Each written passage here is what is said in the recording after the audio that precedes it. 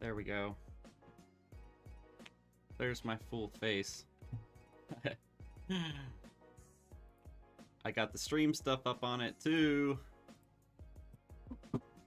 Alright, welcome to the Amaru fam stream. We're going live from Discord, discord.gg/Amaru, if you want to join us in there and have some discussions with the fam. We're going to be talking about video gaming today, mental health, and how those two interplay. What are the benefits of gaming? What kind of games are good for your mental health versus what kind of games are detrimental?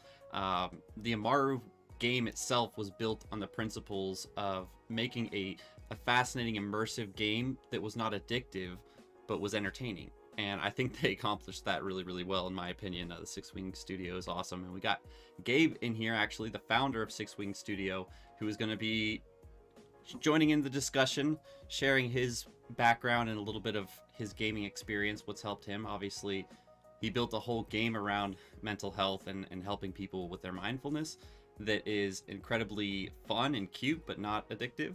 You know, I put it down every time I'm done playing with it and go do work. That is the goal, is to have responsible gaming. So this whole session, we've been talking about this theme for a few weeks now, and if you've been listening in on the streams, you know that we're really focused on responsible gaming and making sure that you have a schedule, a time when you're dedicating yourself to being in the moment and enjoying the fun activities that you get to do. Don't waste the time trying to take a lunch break while doing work texts on your phone, but really stepping back, being aware of the moment, and recognizing that you can't do it all alone, and you kind of need community. So the Amaru fam has been hugely beneficial to my life. Just all y'all are extremely friendly and thoughtful and kind in ways that I honestly think this is the best Discord I've ever been part of. So I'm not gonna brag about our community, but I'll brag a little bit. I may brag a little bit, anyways. But so yeah, Gabe, welcome to the stage with us. Thanks, Sam. Good to be here. We got Sunny as well. Welcome, Sunny. And Connor's been chilling in here with me for a little bit. Howdy. Oh, thanks. Hello. Good to see you guys. Howdy, partner. So I thought we would just start off going through like some of our personal experiences. I can kick it off, and then we can go around if anyone has something they want to share. I'll transition here to the full Discord so you guys can see anyone on the... Turn off my camera though. There we go. There's Gabe as well. Let me transition my camera. Now we'll just show that one for now, and I'll switch back and forth. Okay. So a couple years ago, probably, well, now it's been like a good 12 years since I really got into gaming. It's hard to believe it's been that long. I mean, I'm 28, so I've been playing video games since I was probably 12, but I really got into it in college and started building my own PCs. I just went hardcore with League of Legends, and then a few other smaller games, then started playing like some first-person shooters, and I think that actually really negatively impacted my health, playing first-person shooters. The mentality of it, maybe we can get into this, the genres and the discussion around that, but the mentality around first-person shooters is so competitive and so violent in nature.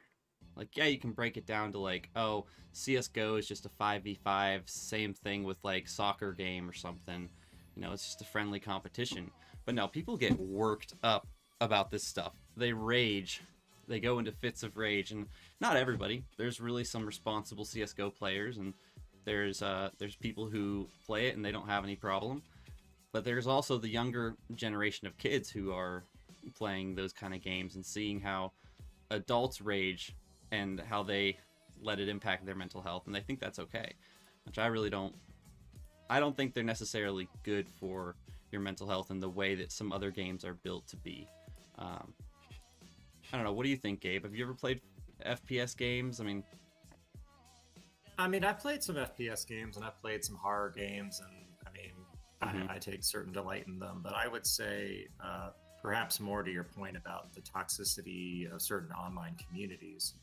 I mean, people like to do the violent game vilification every now and again, but I don't think it's any different from other forms of violent media. If you watch scary movies and horror flicks and play scary games and horror games, that might affect your psyche in a certain way. But I'd say that there are people who can engage in those things responsibly, but more, I think, destructive are some of those toxic community dynamics that you talk about. And so, excuse me, there's interestingly a whole lab of psychologists who work at Riot Games, which is the makers of League of Legends. And their job all day, every day is to try to come up with little psychological ways to detoxify the community and the behaviors there. So this is old news now and people don't notice it anymore, but League of Legends didn't used to have an honor system and then created an honor system where players could upvote sportsmanlike behavior for players on the team. And that was directly a research-driven initiative by David Pavlis, Dr. Light, and some of the people over there. Wow. Who they did that just to say, basically, there were different buckets of League of Legends players. There were the trolliest trolls, the virtuous folks who would never get pulled into the muck, and then there were the people in the middle. And the sad thing is when the trolls could pull other people into the muck. And what the honor system did is it just gave a slight visible incentive that would allow people to resist getting pulled into the muck. And they actually showed a really a sizable improvement in some of the toxic behaviors as a result of that. So, wow. Yeah, it's really interesting to see when you have any sort of social game, player behavior becomes a big part of the equation, and then you have to start moderating that behavior, and you can get the community management can become as important as the game itself. Yeah, I mean, some of those communities for games like Tarkov are totally different. It's a totally different community. I mean, you have just a ton of what they call Sherpas that are just people volunteering to help out other players get into the game, and they have a whole educational system built around the gameplay, and it's just the community is a totally different vibe than, say, like a Call of Duty group. Yeah, and as somebody who hasn't ever played first-person shooters like online against other people, I don't know what those communities are like, but the stereotype is that there's a lot of hate speech and go kill yourself, uninstall the game, and all that kind of stuff. So yeah, definitely need to have. I mean, maybe some of the other people in the chat here could share. Yeah, what is a game you've played, and what has the community been like, and has that been good or bad for you? Well, for me, there was a time when I too actually played League of Legends. It was me, my husband, and 4 of our friends. We would get together, form an entire team sometimes, and we would play the game. In fact, I got into the game to play with them, just as something to do. Yeah. So, at first it was nice, but the problem came in some of the toxicity you're talking about. I was a new player, and how the game works, as you keep playing, you get a higher and higher rank, like you level up, and you get matched with higher level players.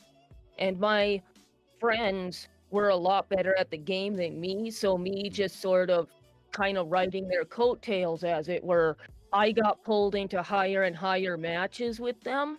So I'd get put against players that were a lot better at the game than me. So I wasn't very good, and I would get in trouble for that. Like, I would get told, "Oh my God, you suck," or "Oh my God, uninstall this game," or sometimes you would even just be insulted, like, "Oh my God, you're so stupid. Why did you do that? We lost the game because of you." So what started out fun for me and my friends very quickly started becoming just a toxic experience overall. Like, over time, me and my friend had noticed that the more we played this game, the more volatile that our behavior was becoming during games, like to the point where, like, for me, I'll admit it, I think I was probably one of the worst. I had to stop playing the game because I was actually getting so mad. I was throwing fists at my monitor and just screaming, "Oh my God!" Yeah. Or would just get so angry at how I was being spoken to, I'd Right. have to leave. So Right. and that's not the case for everyone, obviously, but I am not a person who can handle those extremely competitive games. So question that's from the like- audience then is, are certain games with that matchmaking built in inherently doomed to fall to that same trap of a competitive environment, a competitive community, or hyper competitive community like that? I don't think they're immediately doomed. Well, I should have directed it specifically at Gabe. I want to know your opinion. Like, No, I They're not- mean No, I mean that's a player. That's just the nature of competition. You know, that's just what happened here is there's a highly competitive situation, and Mhm. in highly competitive situations, yeah, it brings out strong emotions in people. The term rage quit exists for a reason. People rage quit things. So yeah, this might be more of a case where bringing in some of the mindfulness and type of self-soothing techniques that we teach in Amaru might benefit our esports players. Exactly. But yeah, I mean, Take note of the that, behavior, guys. the behavior being described here, I don't think would be outside the norm for a physical sport. You know, I think that people who play soccer, play kickball, play baseball, there's always going to be the people who take winning very seriously, and especially if we incentivize winning with prizes and rewards or money or status, that's going to be the case. So yeah, I would say if you're not looking to get emotionally inflamed, I would recommend not playing hyper competitive games. Rocket League is another one. Or Huge play- player base. Or play it in lower stakes environments. I'm Yeah. sure that there are unranked games or whatever that you can play where people don't get so upset. Yeah, it's a spectrum, right? Certain Mhm. games are on the farther side of the spectrum, so if you know you're prone to rage quitting or getting frustrated with games, it behooves you to stay away from those kind of hyper competitive environment games. I for one have very little problem losing to other people. I know there's always going to be somebody out there better than me, and most likely in the match better than me. So I've never had a problem with it, but I've had friends who they had to stop playing League of Legends just because they were breaking things, like someone mentioned. League does tend to be particularly infuriating.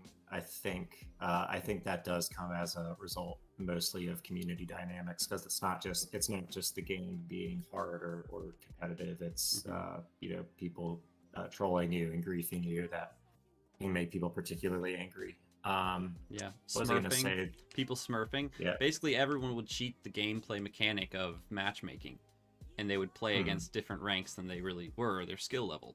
So you never knew. Sometimes you just get crushed by your lane opponent. Everyone's like, "Why did you do so bad?" You're like, "Well, because that dude was obviously top 10% of players in the world." Yeah, and I mean, I recently got smurfed in a Muay Thai tournament, so I mean, that happens. People, Oh they boy, said, in real life.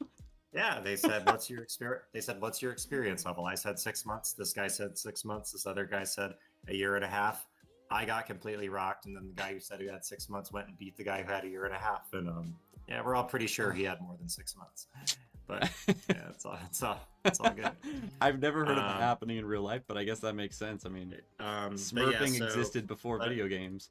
But I'm team GLHF. You know, good luck, have fun. We're all here to have fun. We're all here to play a game and have a good time. But yeah, if you're playing anything that's an esport, I don't think that walking in with the expectation that you're not going to have a lot of competitive feelings is realistic. So choose less competitive games. That's what I would advise there. We got a comment. There was a whole different game, but when I was younger, I used to play Animal Jam a lot. And yes, it was for younger people. That probably was why it was the way. But there were often times when people would straight up guilt trip you, insult you, etc.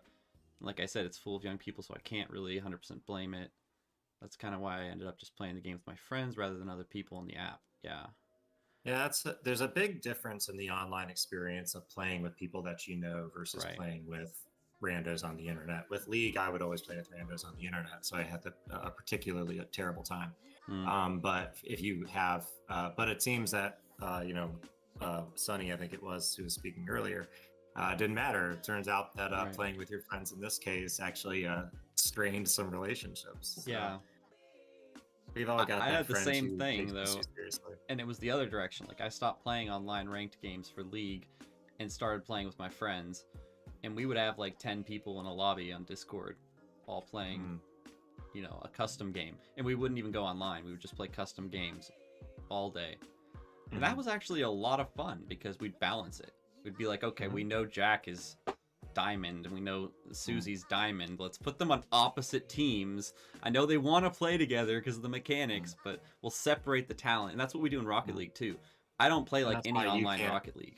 That's why the server can't play Scriblio with me anymore. Oh, you hear that, chat? That was a challenge right there, a direct challenge. All right, we're setting up a Scriblio competition. You literally banned me from the game for being too good. So. I think you were hacking. Scriblio right now. We're playing Scriblio right now. I mean, after this, we could. The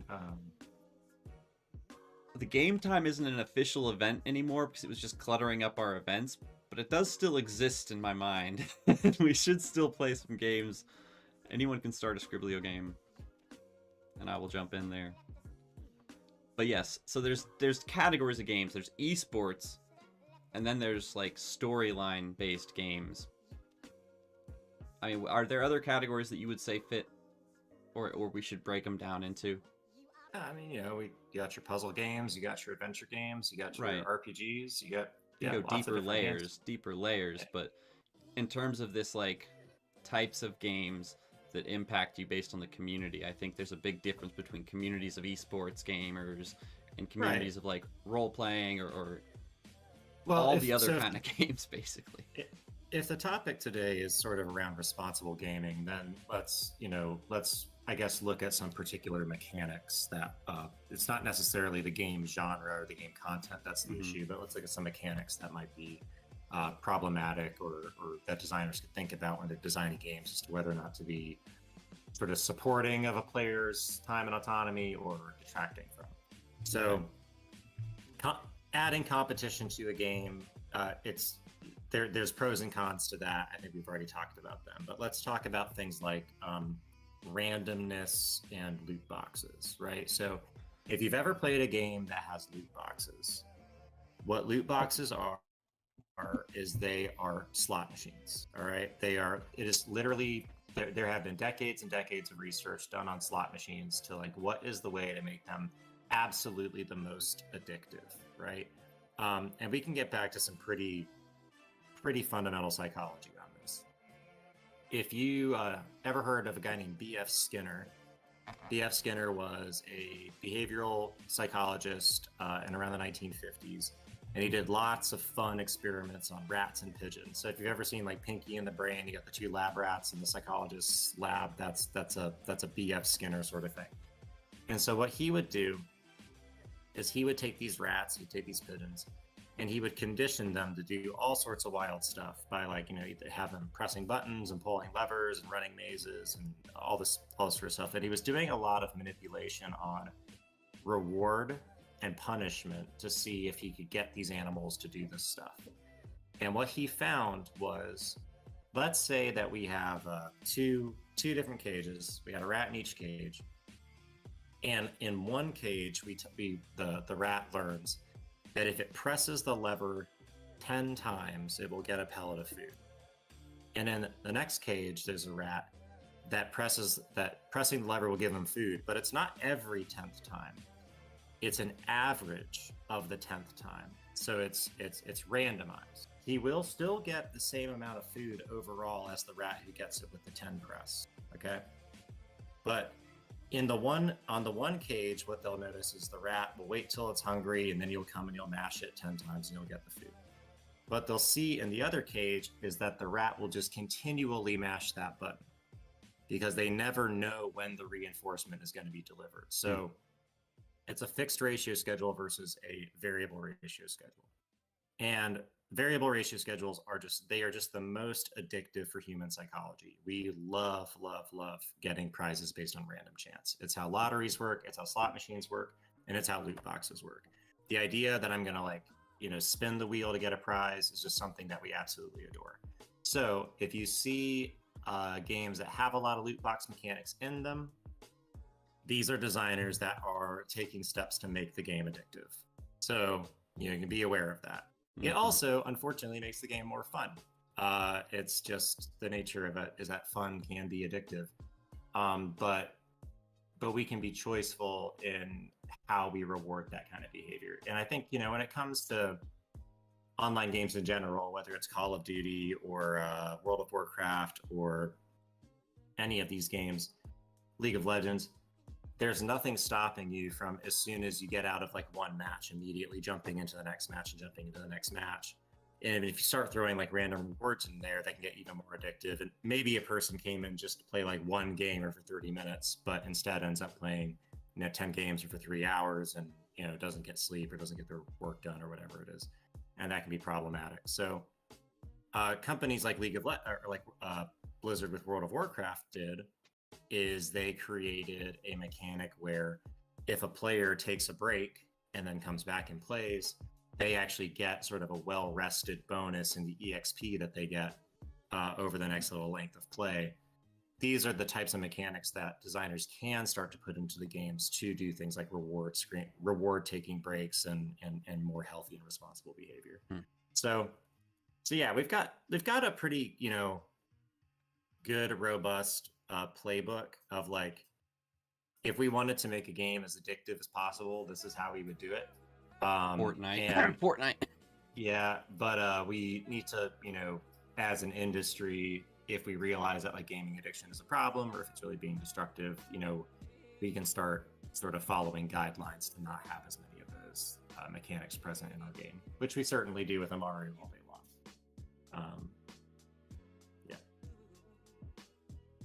Yeah, I was clipping that part about Amaru, or that last part about adding in gameplay mechanics. What is another gameplay mechanic then? So we got the RNG system, we got the competitive nature. People praying to RNGesus out there. Listen and heed the words of Gabe, Dr. Gabe. RNG is addictive. Well, RNG is addictive. It's like, but again, it's also fun. There's a balance that needs to be done with like, making a game fun versus making a game. I guess the word is kind of like alcohol, right? A balance. Yeah. Yeah. Well, yeah. But yeah, the what's another mechanic you asked about? We in Amaru actually, it's interesting. For a really long time, our players were asking us to give them notifications. We actually wanted to resist notifications for a while because we weren't trying to pull people back to the game when they didn't want to come back to the game. Mm-hmm. We ultimately relaxed that. But if you contrast what we do with, say, something like Animal Crossing Pocket Camp. Animal Crossing Pocket Camp is like a late night TV sales marathon. You look around like the edge of your screen and there's just like all of these different red icons, all of these different timers, everything's running down, everything has urgency, everything is like, come back and check in a minute, come back and check in 2 minutes, come back and check in 5 minutes, spend, we have a deal right now. Everything is very like high pressure to like get you to do stuff because they're just always trying to make you buy premium currency and make a sale. So that, again, the issue and the reason why a lot of these mechanics do exist in games is it all just comes down to monetization. It's just the more we can keep you on screen and the more we can time pressure you, the more money we make. And studios do have to keep their doors open, so there's a degree to which some of that stuff has to happen. But there's just like, all this is on like a spectrum. Mm-hmm. You just don't want to be on the extreme ends of these spectrums where you're like specifically putting in randomization for the purpose of making things addictive and purposefully putting in timers for the purpose of grabbing people and pulling them on screen, purposefully creating urgency for the purpose of just extracting every cent, every dollar. There's a spectrum of these things. So just got to make sure you're not all the way on one end of it in the bad way. What do you think about Pokemon Go? I haven't played it too much. I mean, it gets people outside and makes them walk. Mm-hmm. There's a lot of people who like didn't get outside or ever walk until that game came out. So I think that's a pretty good thing. Yeah. I haven't played it in a really long time, but I'm sure it's got. It's got a lot of RNG in it. I mean, you're going outside, and basically what Pokemon you encounter is purely an RNG experience. Right. There's nothing really stopping you from just playing it continuously. Just walking from Pokestop to Pokestop. Right. So yeah, I mean, on the one hand, it is got some of those addiction mechanics in there, but on the other hand, if it's getting you addicted to walking around and getting exercise, there are worse things in the world. Mm-hmm. I mean, we could break addictive down to the base layer. Like anything that's fun could have some addictive qualities if we do it like that. So I think, like you said, it's a spectrum for people to realize how much am I spending time playing RNG based games. Like how much money am I spending on currency, on these RNG currencies?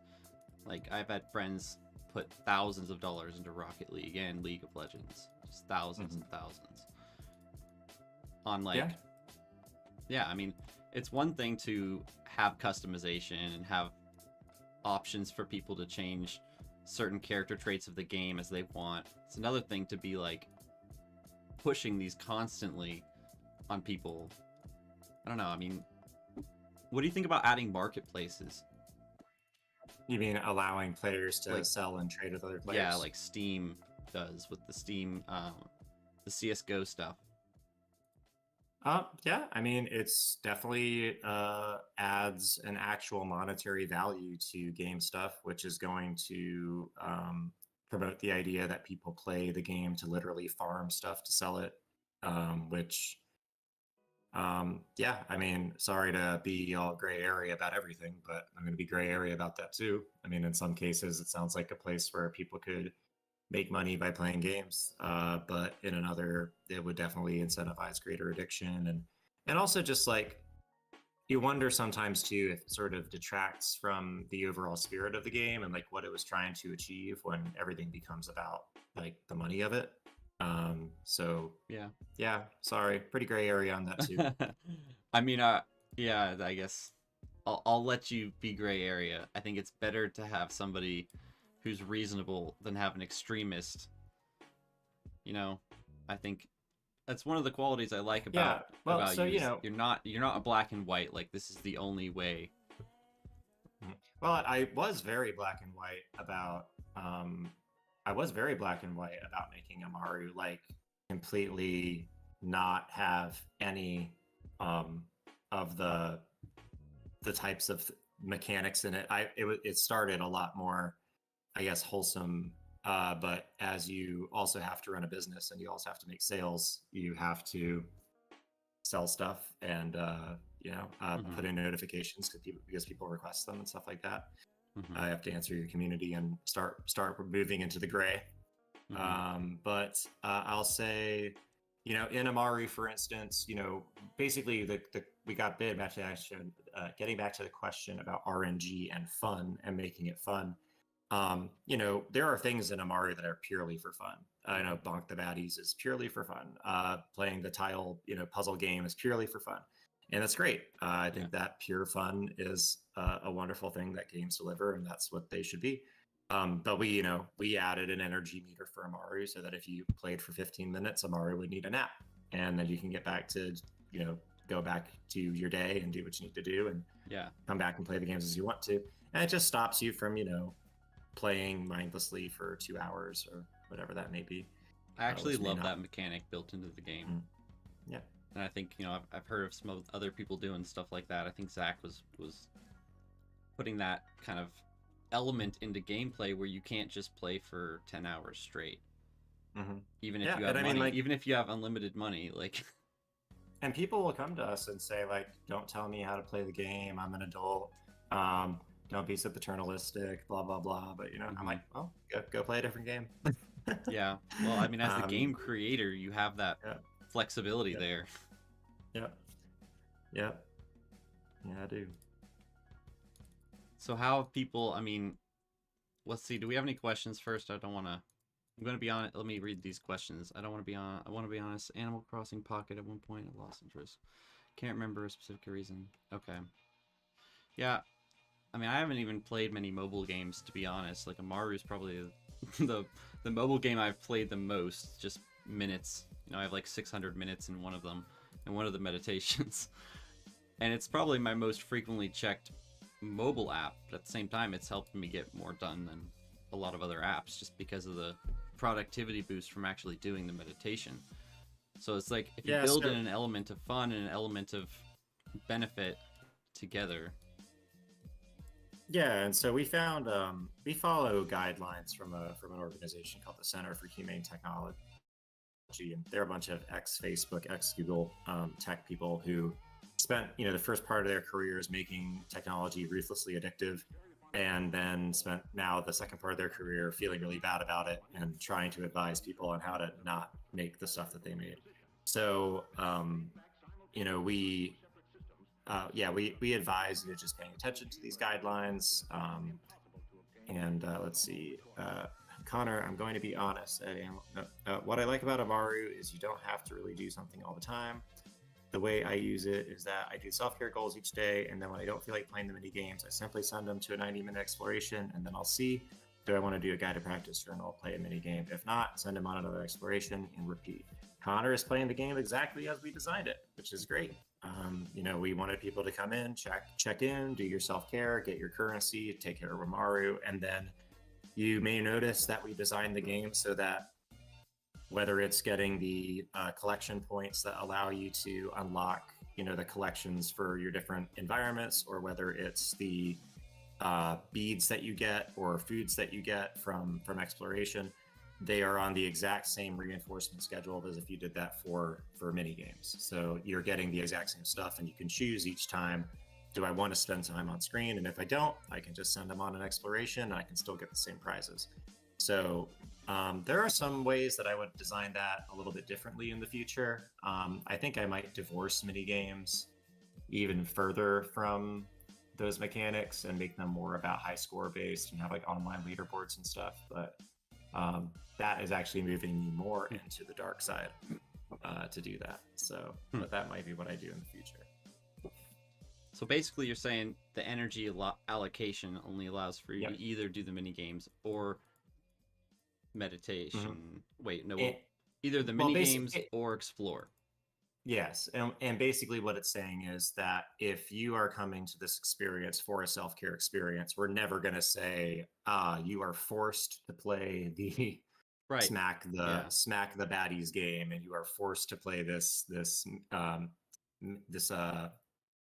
memory game that we have made for you. Like we're never going to force you on screen to achieve the goal. Like you can just, I'm going to achieve that goal by sending Amaru to explore and taking a walk or taking a break.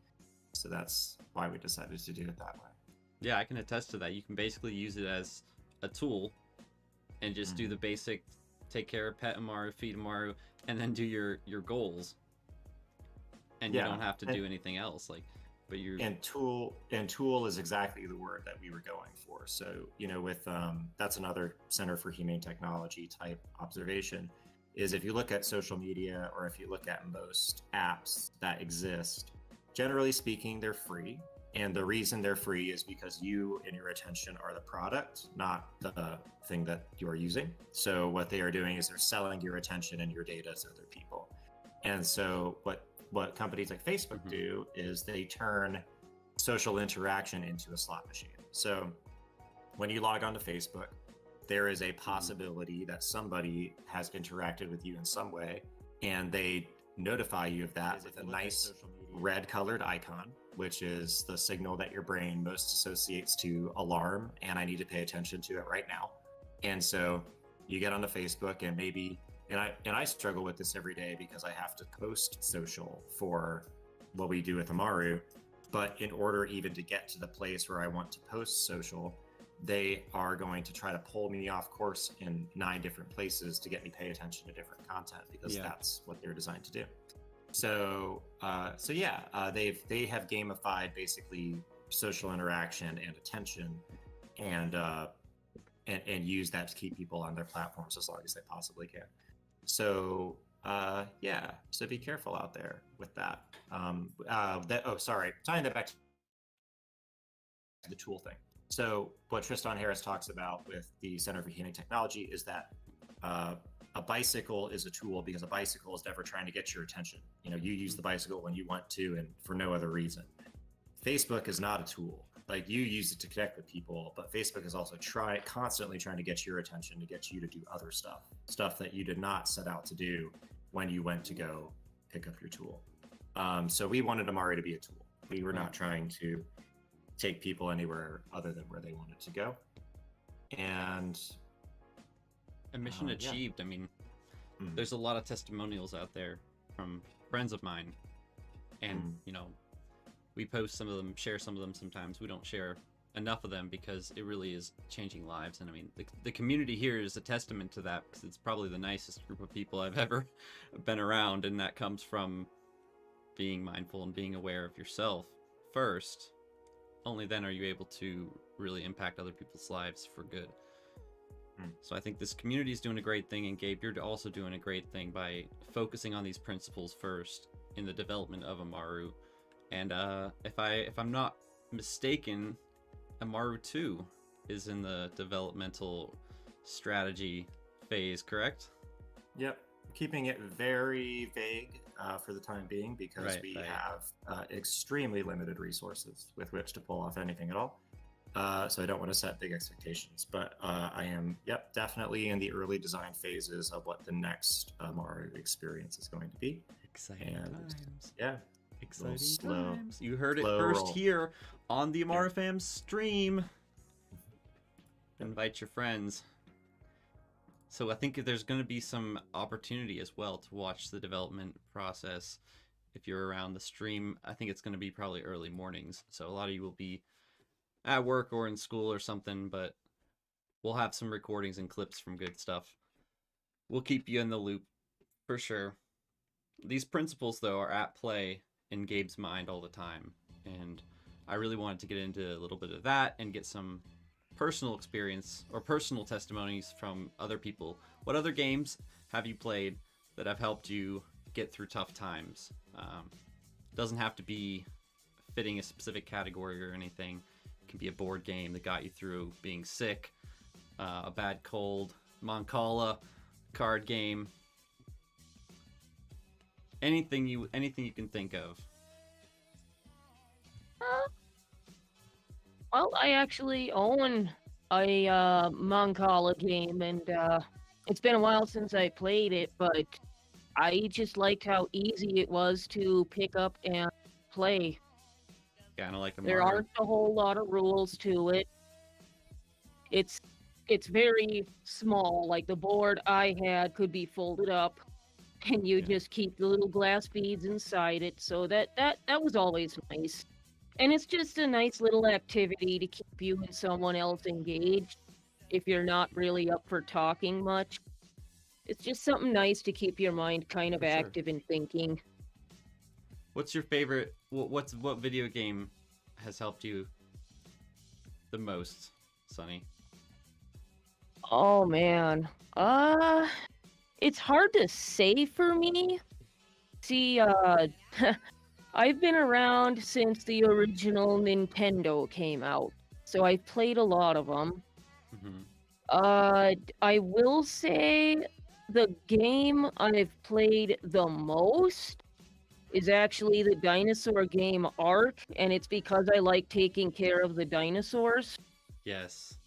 Yeah. Like, I like feeding them. I like raising the babies.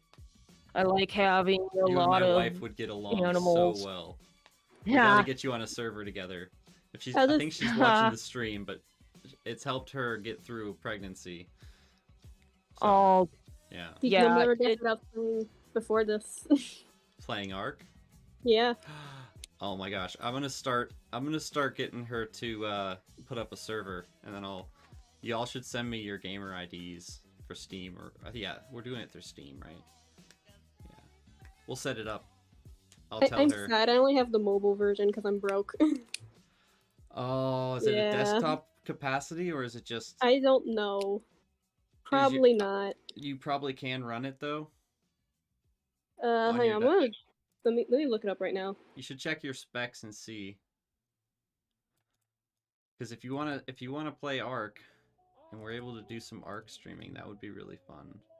I do know that there's like a Switch version that's supposed to get a really big update soon to make it actually playable. Because like right now it's just garbage, and Probably they're gonna won't make be an update that's cross-platform good. though. I know, but a man can dream. Well, all right. We'll see what we can do. We'll still have an ARC server. You can watch the stream. Even then, I mostly do single player because it's just less stressful. I just like making big things and having the dinosaurs there. Yeah, playing, making it player versus environment. Highly, highly encouraged, because I can't stand the thought of putting effort into those animals only for one person with a massive animal run through and kill everything. Yeah, that'll make me cry if that happens. It will happen. You gotta be prepared for it. That brings it us can. back. It brings us That full us back circle. to the competitive. Full circle. Well, I mean, what So- about things just losing things in game? Like that can bring people. It's definitely brought people to tears. Yeah, well, look, I think that I don't know. This is like sometimes I swear I'm a boomer. I think that games can be good at teaching resilience. One of my all-time favorite games is Dark Souls, which, as anyone who's ever played Dark Souls or any of the games around Dark Souls, is a absolutely punishingly brutal experience by design, and I adore it. Like, I absolutely adore it. But I'm also the kind of person who likes to do boxing, so it's a different. I might be a different kind of animal. So just like be aware of, what kind of experience are you trying to have? Are you trying to have a cozy experience? Are you trying to have an experience where your emotions are going to get pulled in a lot of different directions? Because if you're trying to have a cozy experience, then I wouldn't recommend competitive games. The good thing about games is there's a lot of variety. So just know yourself and know what kind of experience you're looking for. And then if you are trying to challenge yourself, that's where I guess, the mindfulness and stuff like that we teach can come in. You can learn to, in Dark Souls, I can learn to get murdered and lose 20,000 souls, and I can laugh about it, but not actually let it upset me, and not do the what's the Kyle, like I'm not going to punch a hole in a wall or throw my controller through a That's TV. a really good point. I'm really glad you brought that up, because it is just like we talk about with the meditations, where you're bringing yourself back, and every time it's another channel, it's another iteration. It's the same way with gaming. Like as a veteran gamer, not even that much of a veteran, I have built that resilience where, like, now if I lose stuff in Tarkov, you lose millions of rubles, and I'm like, all right, whatever. But I know my wife hasn't played as much of these kind of games. She only started playing when we got married, so like she still struggles with that, but she's learning really fast. Every time she has one of those moments, it's another opportunity for her to exercise that. And she is like, that is really the growth pattern you want to see, is are you taking the incremental steps to recognize what's going on in the moment? Hey, this game is impacting my emotional state. I need to take a step back and do something, meditate, pet your pet, take a walk. Or just bring back a beginner's mind and throw yourself at that challenge again. Sorry, you said losing. Oh man, I think I dropped losing control. Notice there.